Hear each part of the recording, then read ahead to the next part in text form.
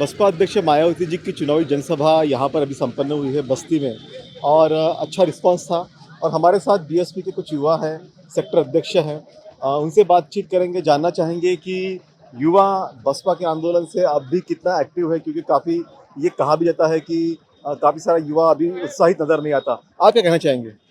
Sir युवा पहले भी बहन जी के बसपा के साथ था, आज भी है और आगे भी रहेगा। अगर अच्छा। हमें किसी से भी उम्मीद है तो वो हमारी बसपा है। अगर हमारे महापुरुषों की जो मतलब उनकी वो थी उसको अगर कोई पूरा कर सकता है तो बसपा और बहुजन समाज पार्टी की अध्यक्ष बहन कुमारी मायावती जी ही कर सकती हैं। अच्छा, तो अब ये जो चुनाव यहाँ पर हो रहा है बस्ती में, आप पुणे से यहाँ तक पहुँचे हैं।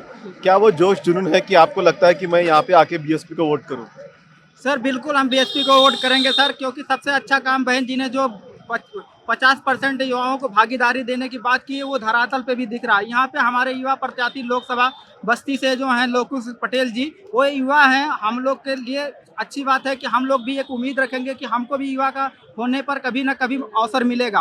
अच्छा, मुझे बताइए कि तमाम जो विरोधी पक्ष है, सपा है, कांग्रेस है या बीजेपी है, उनके अपने-अपने दावे होते हैं। जैसा कि कांग्रेस ये कहती है कि हम युवाओं को पक्की नौकरी देंगे पहली, 1 लाख रुपए स्टाइपेंड देंगे, महिलाओं को 1 लाख रुपया देंगे।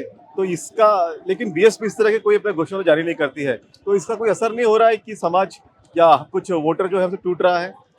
सर जो वादे पार्टियां करती हैं अगर उसको पूरा करती तो हम युवा समझ सकते थे कि हाँ हमारे प्रति कुछ हो रहा है। ये सिर्फ वादे और जुमले रह गए हैं सर। आप देख लीजिए अभी करंट में जो सरकार भाजपा की सरकार चल रही है हाँ। उसने हर साल 2 करोड़ रोजगार देने की बात की थी। क्या आज वो हो रहा है? हुँ। आप बता सकते हैं हमारे जो रोजगार देने की बात किया और हमारे रोजगार छीने जा रहे हैं। सर मैं एक युवा हूँ, मैं खुद यूपी से जाके पुणे में जॉब करता हूँ। मुझे पता है अगर हमारे यहाँ रोजगार होता तो हमको पुणे क्यों जाना पड़ता सर। और रोजगार नहीं दिया जा रहा बल्कि और रोजगार छीना छीना जा रहा जा है रहा है। युवाओं का। हाँ। सर, तो मुझे बताइए, यहाँ बस्ती में जब बीएसपी ने कैंडिडेट दिया है एक लवकुश पटेल को, पहले एक ब्राह्मण को उम्मीदवारी दी थी लेकिन अभी पटेल को दिया है।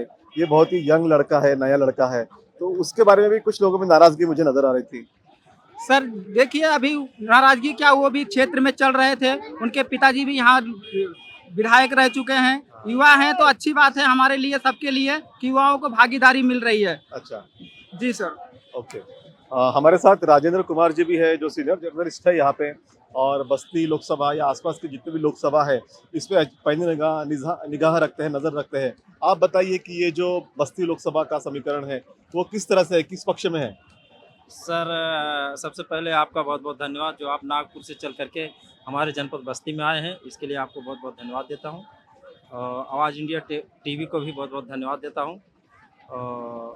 यहाँ पर माहौल थोड़ा थोड़ा इस तरह का है, सपा, बसपा और भाजपा, ये तीनों लड़ाई त्रिकोणीय थी। अच्छा। आज के 15 दिन पहले हम्म। लोगों में कयास लगाया जा रहा था कि कौन प्रत्याशी जीतेगा। हम्म। लेकिन प्रत्याशी बहुजन समाज पार्टी के दयाशंकर मिश्रा आए थे, तो कुछ ये था कि बहुजन समाज पार्टी का एक वोट बेस होता है, वो बेस वोट है ही है, और कुछ वो अपने समाज का वोट काट लेंगे क्योंकि वो 35 साल भारतीय जनता पार्टी में राजनीति करते हुए जिला अध्यक्ष थे। और उसके पहले यहाँ पर क्या नाम है कि छात्र संघ के अध्यक्ष भी रह चुके हैं। अच्छा, हाँ। तो उनका दागदार कोई लेकिन दाग अब नहीं तो था, सपा में ईमानदार चले थे। गए हैं। हाँ, लेकिन उनका सपा में जाना इसलिए नुकसान हो रहा है थोड़ा सा बसपा का। हाँ। और फिर नए प्रत्याशी आने के कारण, इनके पिताजी 2 बार विधायक थे यहीं पर बस्ती सदर से ही। उनका नाम था बसपा से ही थे। बसपा से, बहुजन समाज पार्टी से थे। हाँ। जितेंद्र कुमार उर्फ नंदू चौधरी था नाम था, बहुत अच्छे थे और उनकी जनता में पकड़ थी।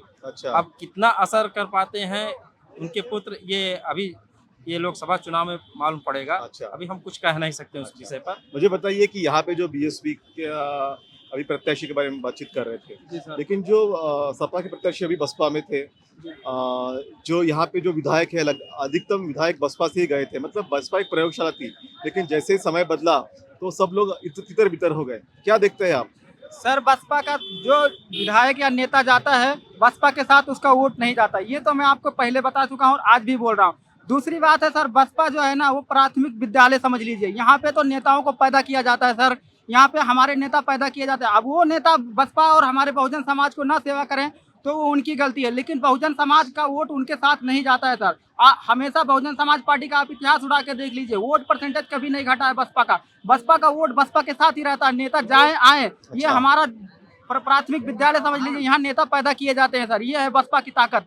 बिल्कुल, बहुत अच्छी बात कही आपने, बसपा की ताकत है, यहाँ नेता पैदा किए जाते हैं। मुझे बताइए, जैसा भाई साहब ने कहा कि वोट प्रतिशत बसपा का गिरा नहीं है, हमेशा वोट प्रतिशत कांस्टेंट रहा है। आप कैसे देखते हैं? क्योंकि पिछले विधानसभा में केवल एक सीट आई थी बीएसपी की। सर यहाँ पर ऐसा है, जितने जो कैडराइट यहाँ पर प्रत्याशी गण थे उनको छांट दिया गया है। और दूसरी बात, नए नए चेहरे ऐसे आते हैं जिनको कम समय मिलता है, कम वक्त अच्छा, मिलता है समय जनता कम के मिलता बीच- है। जनता पहले के ही बीच अगर जाने घोषित की। किया होता तो शायद बिल्कुल अच्छा। बिल्कुल। हाँ, क्योंकि एक गांव के प्रधान के लिए अगर कोई व्यक्ति लड़ता है हाँ, तो उसे साल 2 साल से 1.5 साल पहले से तैयारी बनानी पड़ती है। और हाँ, 15 दिन में ये लोकसभा सीट की रेंज एक होती है, कम से कम चारों तरफ से मिला करके काफी 90 सारा। किलोमीटर की रेंज हाँ, होती है। बिल्कुल, बिल्कुल। और 5-5 विधानसभा है, दूरी हाँ, ज़्यादा है, समय हाँ, कम है। बिल्कुल। और इसलिए यहाँ पर अब की बार यहाँ पर बहुजन समाज पार्टी का ग्राफ गिरने, बस्ती सदर की मैं सीट बता रहा हूँ, हम्म, क्योंकि हम लोग सर्वे किए थे। हम्म, सर्वे में नंबर 1 पर आ रही थी, हम्म, क्योंकि इसमें ब्राह्मण लावी भी कुछ जुड़ रहे थे, जुड़ गए थे। जो वर्तमान सांसद से नाराज थे। हाँ, वो बिल्कुल। सोच रहे थे कि हमारी बिरादरी का कोई प्रत्याशी तो आया, किसी दल में आए, हम्म, दल से नहीं मतलब, मुझे बिरादरी से मतलब है। हम्म, तो हम लोग एक सर्वे किए थे और सर्वे से रिजल्ट अच्छा आ रहा था। लेकिन अब जो हम लोग सर्वे किए, उस सर्वे में बसपा बाहर है, सपा और बसपा क्या नाम, सॉरी, सपा और भाजपा दोनों लड़ाई में है। अच्छा, अब दोनों लड़ाई लड़ाई। में कितने अंतर में कौन जीत सकता है, ये अभी कुछ कहा नहीं जा सकता है। ये समीकरण 20 तारीख के बाद में पता बिल्कुल, चलेगा। समीकरण तो बदलते रहते हैं, वक्त बदलते रहता है, उसके अकॉर्डिंग समीकरण बदलते रहते हैं, लेकिन बसपा का जो कोर वोटर है वो अभी भी बसपा के साथ है।